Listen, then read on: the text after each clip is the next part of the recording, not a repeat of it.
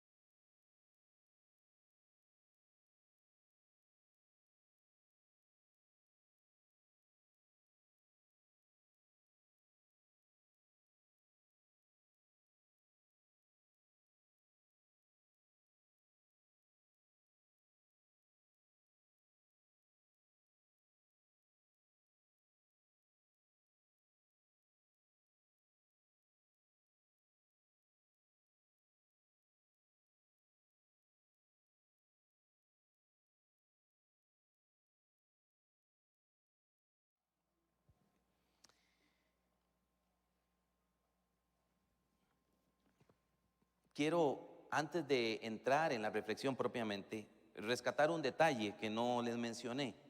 Ya lo hemos comunicado por el chat de la iglesia, ¿verdad? Pero aquí públicamente quiero mencionar que gracias a Dios logramos cerrar con el propósito del proyecto de Navidad, con la meta propuesta al 100%.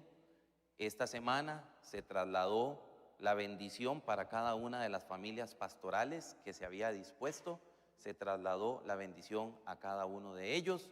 Los hermanos, cada uno, digámoslo así, a su manera, porque cada persona es distinta, ¿verdad? Pero se expresaron sumamente agradecidos por el gesto, por haberles tomado en cuenta y por la generosidad y la bendición de los hermanos de Berea. Así que les traslado el agradecimiento de cada uno de ellos y de ellas, hermanos, y nos gozamos en el Señor porque el Señor nos permitió ser partícipes de esta bendición este año. Porque, como dice la Escritura, más bienaventurado es dar que recibir, ¿verdad? Así que nos gozamos en que el Señor este año nos haya permitido esta oportunidad. Bien, había olvidado eso y por eso quería retomarlo antes de que se me fuera. Vamos entonces a Filipenses capítulo número 2. Bien, habíamos hablado domingos atrás sobre la unión hipostática de Cristo. ¿Recuerdan ustedes? Un domingo de estos estuve compartiendo ese tema con ustedes. La unión hipostática de Cristo, dos naturalezas habitando en una misma persona. El Señor Jesús, 100% Dios, 100% hombre. Un misterio difícil de comprender para nosotros, para la cultura de aquel entonces, de aquel tiempo y en aquellas latitudes igualmente difícil de asumir o de entender, pero es una realidad que nos enseña la Biblia. Dios se hizo hombre, se humanó para habitar entre nosotros, para proceder en ese camino y en ese ministerio hacia la cruz del Calvario, para morir en una cruz, para darnos vida a nosotros. Que nos ha nacido hoy en la ciudad de Belén, decía el texto que leía Modesto al inicio del programa hoy, un Salvador que es Cristo el Señor. Un Salvador. Este es el propósito magistral, maestro, preliminar de nuestro Señor Jesucristo al venir, al encarnarse, el Dios eterno, y al venir y habitar entre nosotros. Es traer salvación al ser humano. Dentro de las cosas que decía yo en aquel entonces, aquel día, que hablábamos sobre la unión hipostática de Cristo, hablábamos de algunos propósitos o del por qué fue necesario que Dios se hiciese hombre, que Dios se encarnara y habitase entre nosotros. ¿Por qué fue esto necesario? Y uno de esos propósitos decíamos que fue necesario que Dios se encarnara para dejarnos un ejemplo a seguir. Para dejarnos un ejemplo a seguir. Y Jesús se convierte en el magno ejemplo para todos los creyentes, para todos los que hemos creído en Él. Como dice la Escritura, el que dice que cree en Él debe andar como Él anduvo.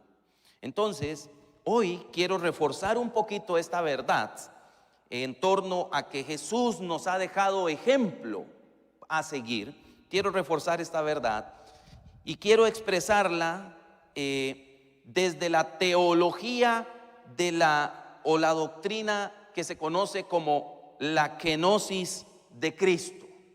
Esa palabrilla de domingo. La kenosis de Cristo. Probablemente usted alguna vez ha escuchado este término, tal vez no. Si no lo ha escuchado, lo está escuchando hoy por primera vez. La kenosis de Cristo. ¿Qué es esto de la kenosis de Cristo? Bueno, es algo que encontramos en el pasaje que acabamos de leer y quiero hablar un poquito acerca de esto para referirme a cómo nos afecta a nosotros este acto divino llamado la kenosis de Cristo. El término o la teología se desprende del verbo griego keno, que está allí en ese pasaje que acabamos de leer propiamente en el capítulo 2 y versículo número 7 de Filipenses, donde dice: sino que se despojó a sí mismo, tomando forma de siervo, hecho semejante a los hombres. Se despojó a sí mismo. Cristo se despojó a sí mismo. El término que no quiere decir básicamente vaciar o despojar, liberar, quitar, disipar, por decirlo así. La idea es: Cristo se vació a sí mismo, literalmente, según la traducción del término, tomando forma de siervo, hecho semejante a los hombres. Y entonces los teólogos han dado el nombre a esta teología o a esta doctrina que se llama la kenosis de Cristo, la doctrina acerca del vaciamiento de Cristo. En la antigüedad, muchos pensadores y teólogos reflexionaron sobre los alcances y las limitaciones de esta doctrina. ¿Qué significa cuando dice en el texto que acabamos de leer que Cristo se vació a sí mismo? ¿Cómo es esto? ¿Qué significa? ¿Cuáles son los alcances de esto? La Biblia no nos enseña una doctrina articulada, organizada acerca de la kenosis de Cristo, acerca del vaciamiento de Cristo. Las doctrinas, por lo general, suelen ser más bien el producto del ejercicio del pensamiento humano, de los teólogos, de los pensadores, de los estudiosos de la Biblia. Muchas doctrinas son así, y por eso es que cuando nosotros estudiamos doctrina, lo habitual es que usted encuentre que hay un texto tomado de un libro de la Biblia, de una carta, de un evangelio, de un libro de la profecía o de un salmo, porque se toman todos los textos que se puede tomar en la Biblia que hablan acerca de ello y se organizan, y ahí encontramos entonces ya una doctrina propiamente articulada. La doctrina acerca de la kenosis de Cristo no la encontramos de una manera organizada en el texto bíblico. Sin embargo, Pablo menciona aquí con este término, y por lo tanto nosotros tenemos que entender que sí, la doctrina, o mejor dicho, la kenosis, el vaciamiento de Cristo, es algo que enseña la Biblia. Pero una vez más, ¿esto qué significa? La posición más prevaleciente en cuanto a la kenosis es que Cristo se despojó a sí mismo, dicen los teólogos, o algún sector de los teólogos, para ser más preciso, que Cristo se despojó a sí mismo de sus atributos de omnipotencia, de omnisciencia y de omnipresencia, sin que su deidad esencial fuese afectada. Este es el argumento, vamos a decirlo así, más prevaleciente en cuanto a la kenosis, aunque hay otras formas de entender qué significa el vaciamiento de Cristo. No obstante, si nosotros afirmamos lo que yo acabo de leer, entonces tenemos ciertas dificultades con lo que hablábamos hace 15 días atrás sobre la unión hipostática de Cristo, 100% Dios, 100% hombre, en su ministerio terrenal y posterior al mismo. Entonces tenemos ciertos conflictos. Yo no me quiero meter en eso el día de hoy, pero sí quiero hoy llamar la atención y quiero que veamos qué significa la kenosis de Cristo desde un punto de vista más integral. O sea, desde lo que el texto de Filipenses capítulo 2 versículos 5 al 11 nos enseña, nos muestra que es la kenosis de Cristo. La kenosis de la que habla el apóstol Pablo, el término y la doctrina como tal, creo yo, no es algo que Pablo nos está mencionando o nos está enseñando a manera didáctica. Yo creo que el apóstol Pablo, cuando habla de la kenosis de Cristo, escribiéndole a los filipenses, Pablo les está hablando de algo que ya en la mente de ellos está ampliamente definido. Y Pablo simplemente lo menciona. O sea, Pablo no está instruyendo acerca de lo que significa la kenosis o el vaciamiento de Cristo. Solo toma el acto y lo menciona porque en la mente de los filipenses esto es algo que ya ellos de alguna manera conocían. El pueblo o la ciudad de Filipos fue un lugar donde el apóstol Pablo había enseñado la palabra del Señor, el evangelio de Jesucristo, más de 10 años atrás, antes de escribir esta carta. Y cuando uno lee la introducción a la carta y uno lee la dinámica con la que Pablo se comunica con los hermanos de Filipos, uno se da cuenta que aquella iglesia era una iglesia que tenía cierta madurez. Es más, una iglesia que tenía un compromiso con el apóstol Pablo, un compromiso serio, e incluso le enviaban algunos donativos económicos para asistirle en su ministerio. Algo que el apóstol Pablo, dicho sea de paso, no acostumbraba a hacer. Recuerden ustedes cuando uno lee otras cartas, como por ejemplo la carta a los Corintios, el apóstol Pablo dice que él se esfuerza en captar, digámoslo así, o generar de una manera personal para no ser gravoso a ninguno de aquellos con los que él está ejerciendo ministerio. Pero la dinámica que había entre él y la iglesia de Filipos es una dinámica muy estrecha, y uno puede ver que la iglesia de Filipos es una iglesia que ya tiene avance en el tiempo, de tal manera que cuando Pablo les menciona la kenosis de Cristo, el vaciamiento de Cristo, creo que Pablo no lo está haciendo para instruirles acerca de lo que esto, digámoslo así, significa en el plano teológico, en el plano de pensar, de interpretar y de tratar de delimitar qué significa y cómo se aplica en el plano teológico esto. Yo creo que el apóstol Pablo, cuando menciona la kenosis, mi hermana y mi hermano, lo que está haciendo más bien es presentándonos un modelo en la persona de Jesucristo, a la luz del cual todos nosotros los creyentes, a aquellos de Filipos a quien él está escribiendo y nosotros hoy en día, y quiero que relacionemos esto con el tema de la Navidad.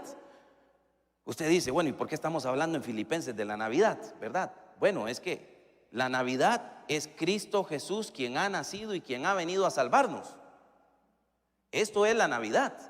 La Navidad es la encarnación del Dios eterno, quien toma forma corpórea y habita entre nosotros para morir en una cruz.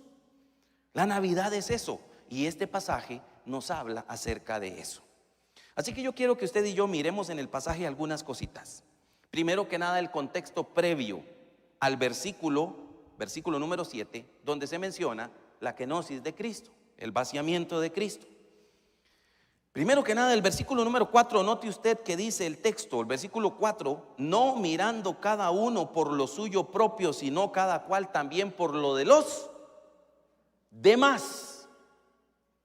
Ese versículo es el contexto anterior y es el contexto inmediato para entender entonces qué significa la kenosis de Cristo. Y de hecho, derivado del versículo número 4, dice Pablo en el verso número 5, haya pues en vosotros este sentir, esta manera de pensar y por lo tanto de actuar, porque eso quiere decir sentir. En la carta a los Filipenses quiere decir considerarme, y por lo tanto, como me considero tal cosa, voy a actuar consecuentemente con lo que me considero. Y haya pues en vosotros este sentir que hubo también en Cristo, el cual, siendo en forma de Dios, no estimó el ser igual a Dios como cosa que aferrarse, sino que se despojó, lo puso a un lado,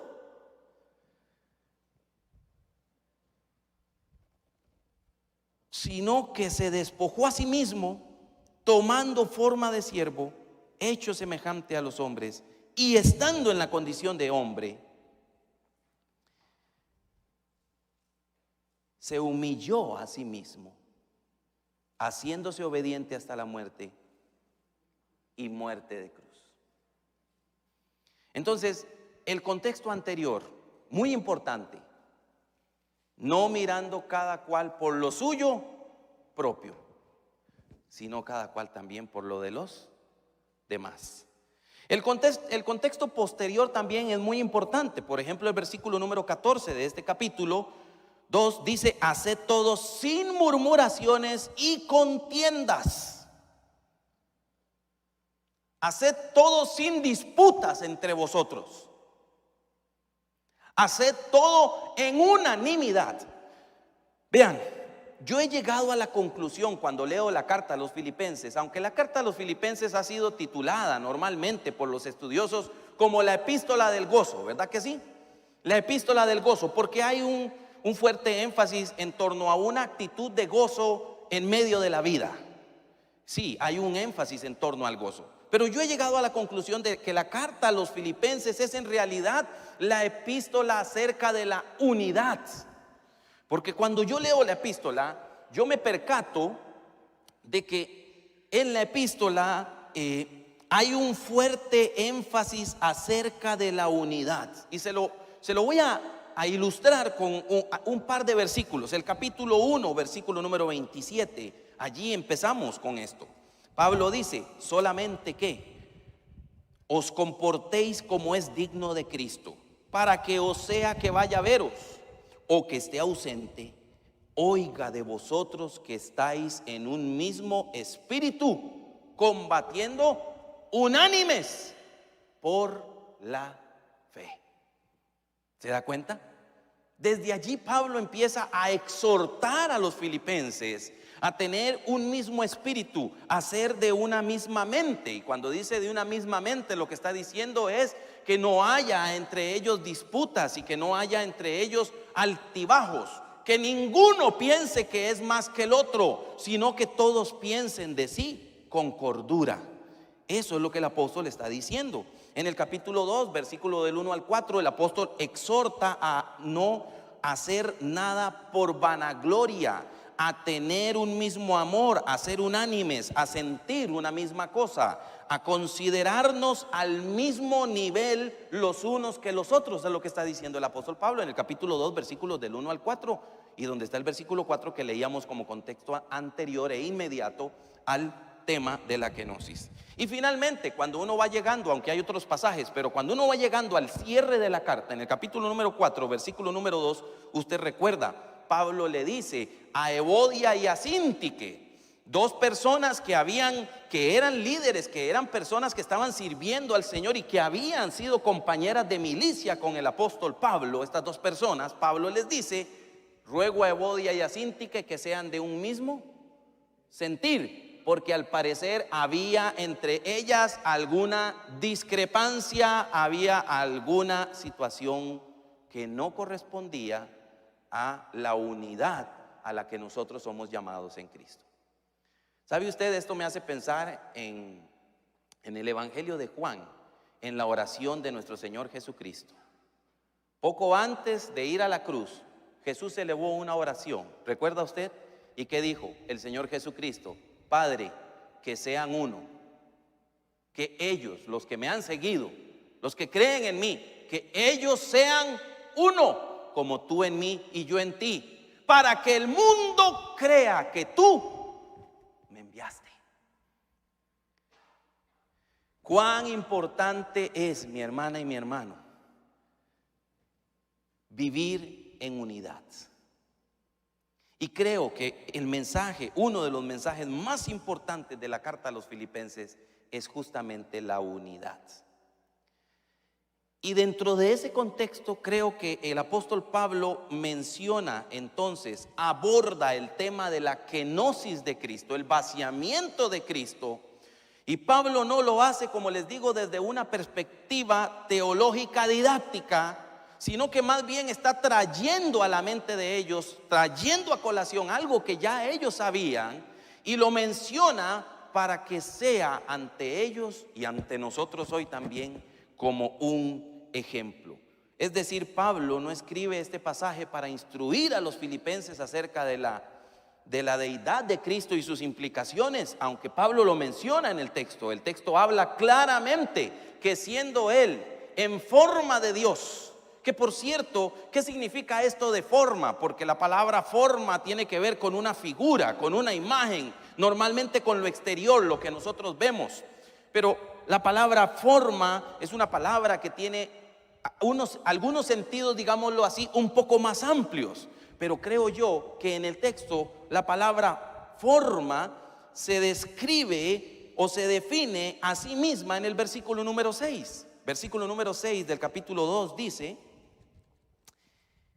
el cual siendo en forma de Dios, luego no estimó el ser igual a Dios, la misma esencia de Dios.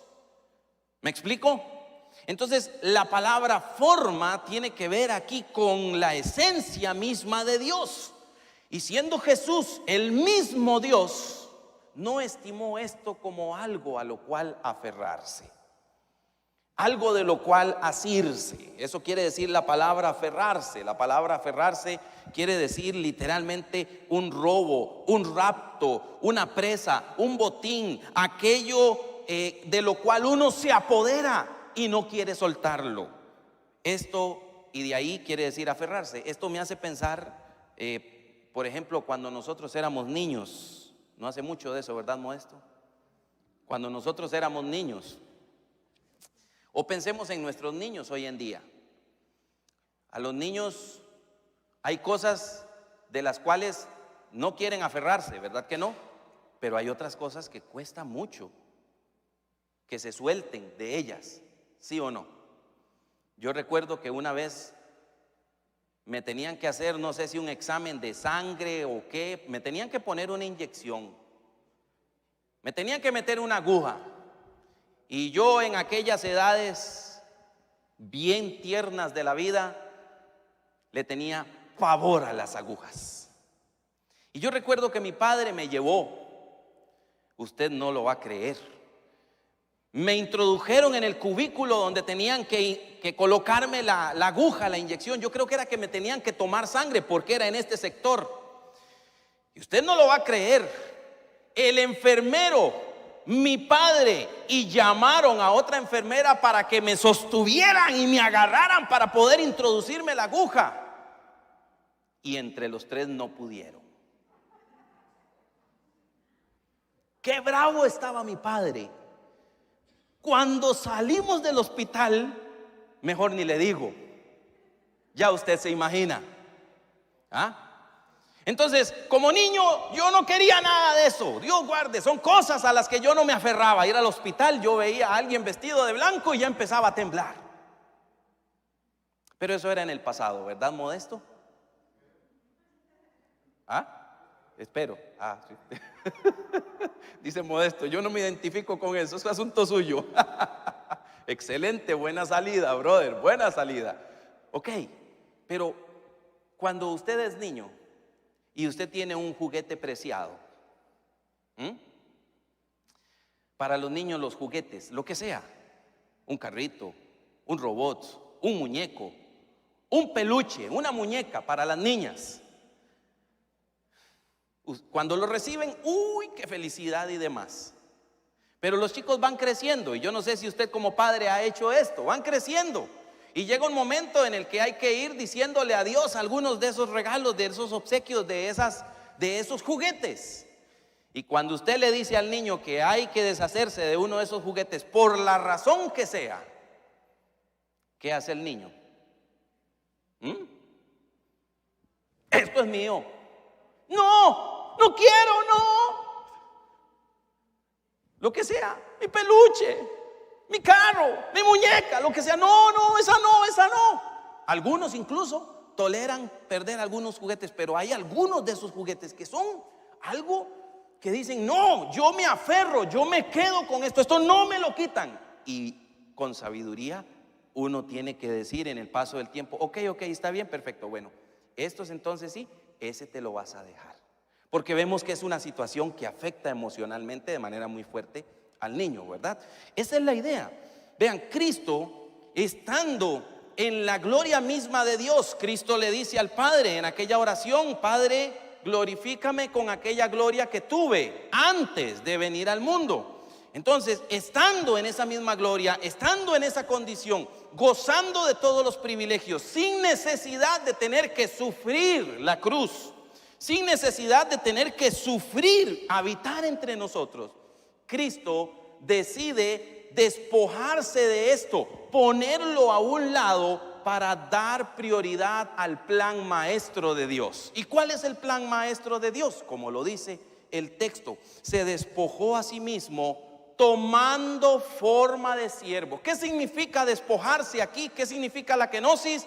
Lo que significa es que Cristo, siendo Dios mismo, la majestad absoluta de Dios, toma forma de hombre y habita entre nosotros. ¿Podemos entender lo que ese concepto significa? Siendo el creador de todo, el que está por encima de toda la creación, viene y toma forma de hombre y habita entre nosotros. Y el texto añade que su humillación fue tal que en esta condición de hombre fue obediente en todo, hasta la muerte, y no cualquier muerte, sino que muerte de cruz. De tal manera entonces, mi hermana y mi hermano, que el propósito de Pablo, creo yo, al mencionar este tema, es colocar en Cristo un epítome a seguir, un ejemplo. Es colocar en Cristo el ejemplo magno de humildad, en el cual, pensando en el aprovechamiento de otros, decide dejar esa posición, ese privilegio, vamos a decirlo así, esa privación de la ruindad humana. Decide dejar eso y toma forma de hombre y habita entre nosotros, siendo un ejemplo a seguir en todo, hasta la muerte y muerte de cruz. ¿Qué significa entonces la kenosis para mí, mi hermana y mi hermano? Yo creo que Cristo se despojó. ¿En qué sentido? En que tomó forma de hombre, en que se humilló haciéndose hombre. Y no solo eso, sino que se humilló a sí mismo haciéndose obediente hasta la muerte y muerte de cruz. Jesús es, por lo tanto, el ejemplo máximo de humildad. Nadie superaría a Cristo en cuanto al ejemplo máximo de humildad. Lo que Pablo está señalando es el acto de Cristo de humillarse, de Dios mismo, de humillarse y venir y habitar entre nosotros para traer a nuestras vidas, por medio de su muerte, justamente la salvación.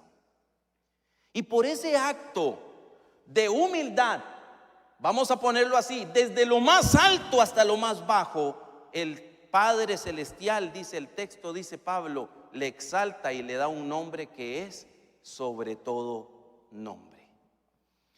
Pero ¿qué significa entonces? Nadie pudo haberse humillado más que Cristo.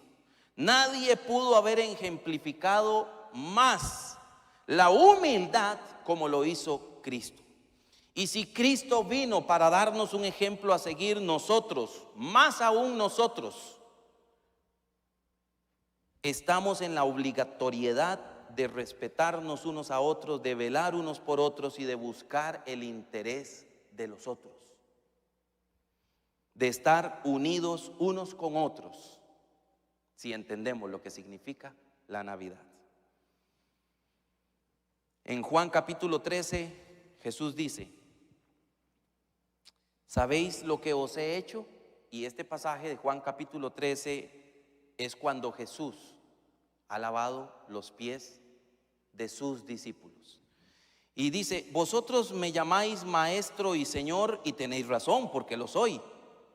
Entonces Jesús trae a colación esto y dice: pues si yo, el Señor y el Maestro, os lavé los pies, vosotros también debéis lavaros los pies unos a otros, porque ejemplo os he dado para que como yo os he hecho, vosotros también hagáis.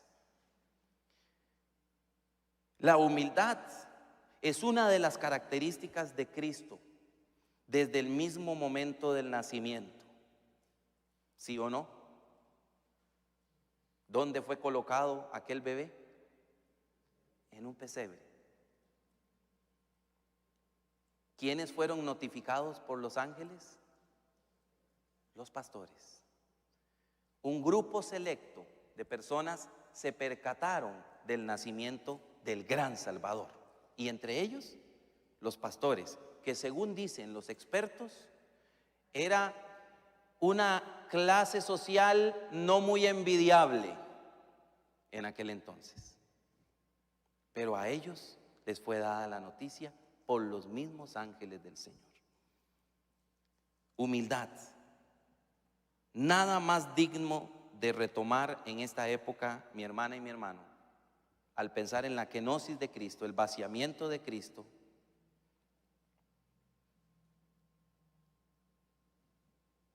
¿Se limitó? Bueno, yo no quería entrar en eso y no voy a entrar en eso. No. El Cristo que anduvo en Galilea y en todos sus alrededores, a la luz de la Escritura, seguimos creyendo, 100% Dios, 100% hombre. No se limitó a sí mismo.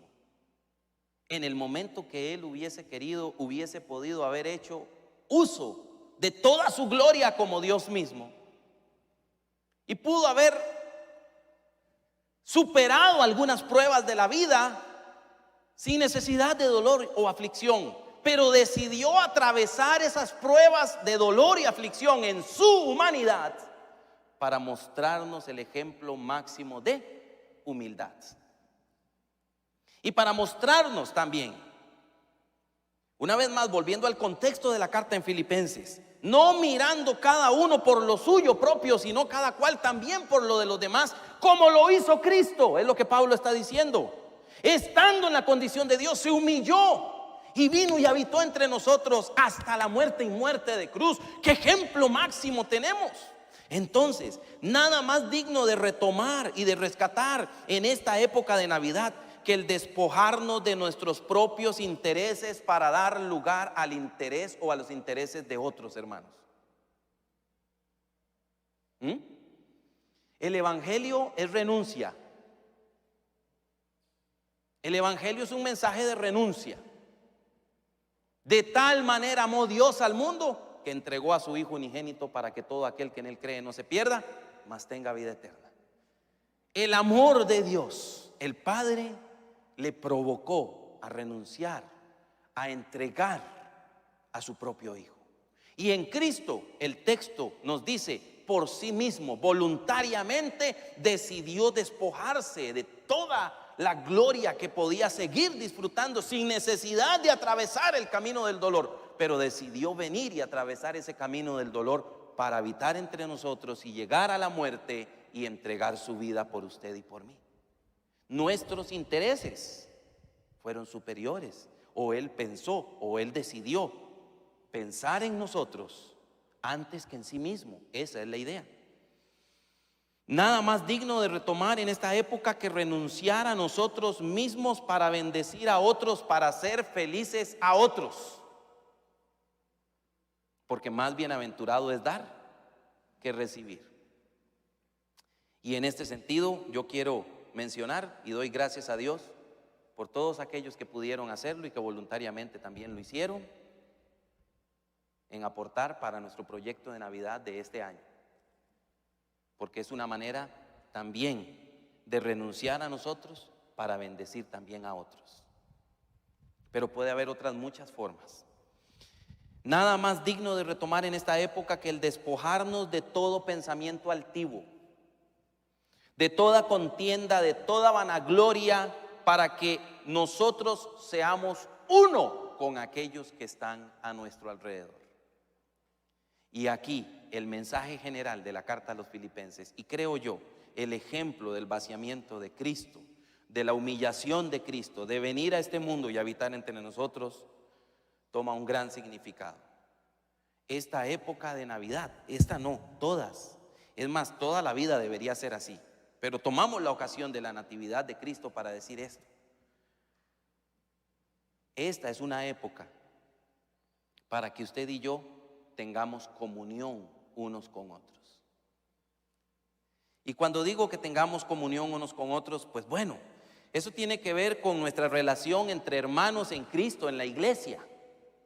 Si hay diferencias, si hay disparidades, si hay contiendas, no debería haberlas, porque nada deberíamos hacer por contienda o por vanagloria. Debemos estar unánimes en una misma mente, en un mismo espíritu en Cristo Jesús.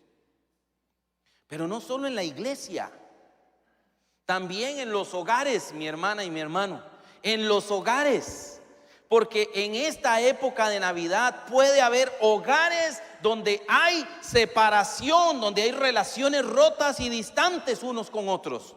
Esta es una época para gozar de una humilde unidad unos con otros. Y cuando digo que esta es una época, no quiero decir que bueno, solo durante esta época tengamos unidad, démonos una tregua y después nos volvemos a dar balazos. No, la idea es reflexionar en este momento que la Navidad, que la encarnación de Cristo es el ejemplo máximo de humildad que todos nosotros somos llamados a seguir. Y en nuestra humildad, si es necesario pedir perdón o perdonar a alguien en esta época, con tal de que seamos de un mismo sentir, hagámoslo. No dejemos que pase el tiempo. No dejemos que las relaciones rotas perduren en una época como esta, porque en esta época Cristo vino para destruir las obras del diablo, y entre ellas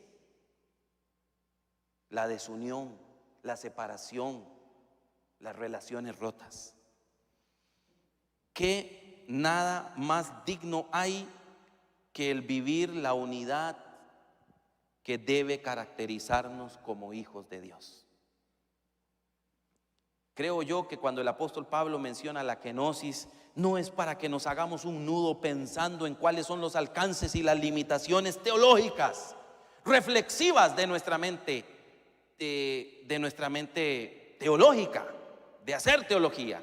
Aunque no estoy diciendo que eso tampoco sea malo y sea indigno, pero lo que estoy diciendo es que dentro del pasaje, cuando Pablo escribe, Pablo pone a Cristo como el ejemplo máximo de humildad para que todos nosotros tengamos esa misma actitud.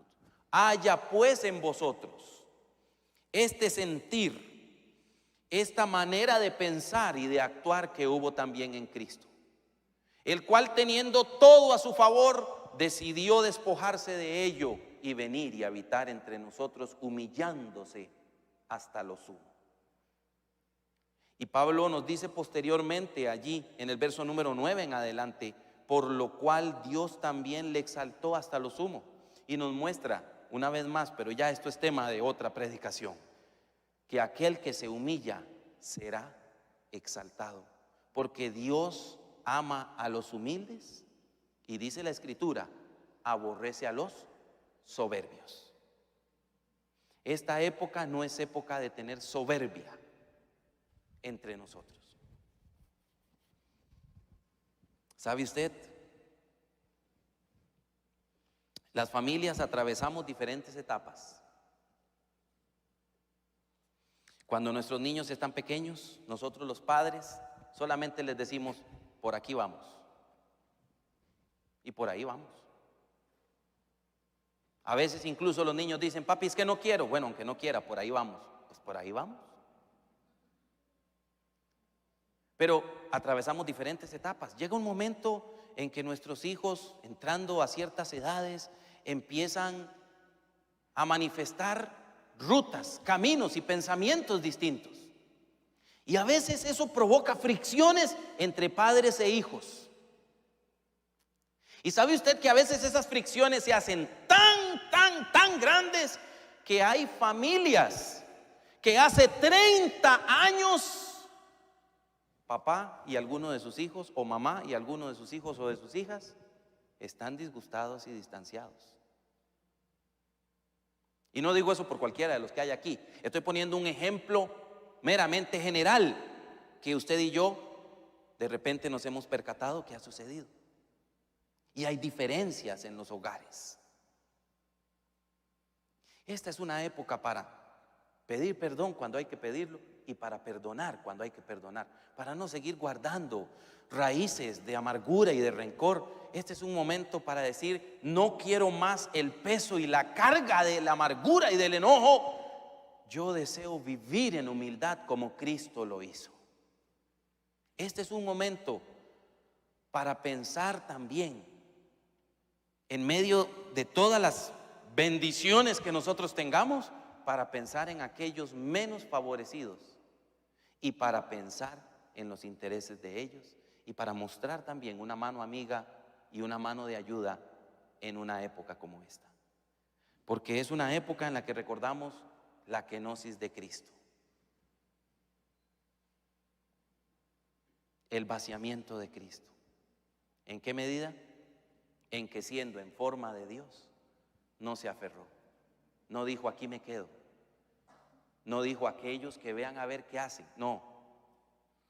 Él tomó el ministerio de la reconciliación, de la redención, y vino y habitó entre nosotros, mostrando el mayor ejemplo de humildad. Así que esta es una época para mostrar humildad. Y el llamado que quiero dejar el día de hoy es: ¿tiene usted una relación distante, tirante? ¿Tiene usted una relación rota? No permita que pase el tiempo, no deje que pase esta época sin arreglar esa situación, cualquiera que sea. Arregle lo que hay que arreglar. ¿Ha pensado usted en bendecir en esta Navidad a otros? Y si no lo ha hecho, hay que hacerlo. En estrecharse un poquito para alcanzar el beneficio de otros. Si no lo ha hecho, hay que hacerlo. Este es un tiempo para dar. Desde ese punto de vista, no damos regalos, le decía a los jóvenes hace unos días, ahí en una pequeña reflexión que compartía con ellos. No damos regalos porque exista un personaje legendario que acostumbraba a dar regalos a los niños. Nosotros damos regalos como cristianos. Creo que debemos dar regalos en esta época, porque en esta época recordamos el regalo más grande de todos: Cristo Jesús, quien se humanó, Dios, el eterno Dios, quien se humanó y habitó entre nosotros para morir en una cruz y darnos vida. Ese es el regalo más grande de todos. Y si nosotros hemos recibido de gracia, dice de la Escritura, de gracia también tenemos que dar. Así que yo creo que por eso damos regalos en este momento, en este tiempo. Y recordamos sobre todo el regalo más grande de todos, que es Cristo Jesús, quien se humanó para morir en una cruz.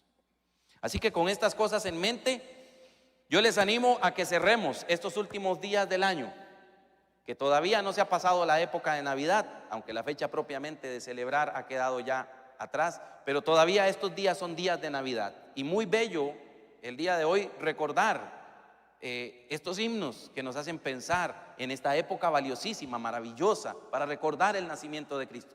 Hermana y hermano, este es un tiempo, es un tiempo para humanarnos, es un tiempo para hermanarnos, es un tiempo para unirnos, es un tiempo para perdonarnos, es un tiempo para darnos los unos a los otros, es un tiempo para negarnos a nosotros mismos y bendecir la vida de otros. Con esos pensamientos en mente, quiero animarle a que en lo que queda de estos días podamos practicar la kenosis de Cristo. Si Cristo se humilló a sí mismo, haya pues en nosotros este mismo pensar, este mismo sentir, este mismo proceder. Humillarnos a nosotros mismos para estar en unión con otros y bendecir la vida de otros. Señor, quiero darte gracias porque en tu plan eterno, Cristo Jesús, siendo el eterno Dios, aquel que existe desde la eternidad y a la eternidad,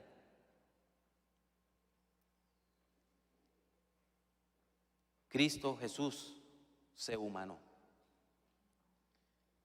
El eterno se humanó. Y Jesús, el Salvador del mundo, habitó entre nosotros. Emmanuel, Dios con nosotros. Creo que la humillación más grande justamente fue esa: habitar entre nosotros. Pero más aún, incluso Cristo fue obediente y fiel en todo hasta la muerte. Y no cualquier muerte, sino el ejemplo máximo de humillación, muerte de cruz. Así que si siendo Cristo Dios mismo, se encarnó, habitó entre nosotros, obedeció y murió en una cruz, dándonos el máximo ejemplo de humildad, con una y otras acciones, como cuando lavó los pies de sus discípulos, como cuando fue abofeteado y aún así no profirió palabra, teniendo a su disposición todo el poder para llamar legiones enteras de ángeles que le sostuvieran o que le asistieran, para él mismo proceder con el poder que emanaba de sí mismo, el cual ya había demostrado sanando a ciegos, a paralíticos, calmando la tempestad, echando fuera demonios. Todo su poder pudo haber usado en ese momento de ser humillado para llegar a la cruz, pero no lo hizo, porque en su mente, como dice la carta a los Hebreos, estaba llevar muchos hijos a la gloria. Y por eso, con ese máximo ejemplo de humildad de Cristo, ese vaciamiento de sí mismo para venir y habitar entre nosotros, con ese máximo ejemplo en mente, nosotros queremos abocarnos a cerrar este año, mi Dios, practicando la humildad, el amor, el perdón, el respeto, la restauración de relaciones entre unos y otros. Hágase tu voluntad en nuestras vidas, en nuestros hogares. Dios, allí donde Satanás haya metido la mano para causar daño, para causar división o para traer cualquier otro tipo de aflicción, allí tu poder absoluto está por encima de todo. Allí, mi Dios, manifiesta tu gloria haciendo tus milagros en esta Navidad y siempre, porque tú eres el mismo ayer, hoy y por los siglos de los siglos. Trae libertad, trae sanidad, trae restauración, trae bendición a las familias y a los hogares de Berea, mi Dios. A todas las personas que por A o por B están en algún tipo de cautividad, Señor, la luz de Cristo, como aquella estrella que guió a los magos del oriente, a los sabios del oriente. La luz de Cristo ilumine sus vidas y repose sobre ellos para que haya libertad, porque donde está el Espíritu de Dios, allí hay libertad. Dios, esta Navidad sea un tiempo de verdadero gozo.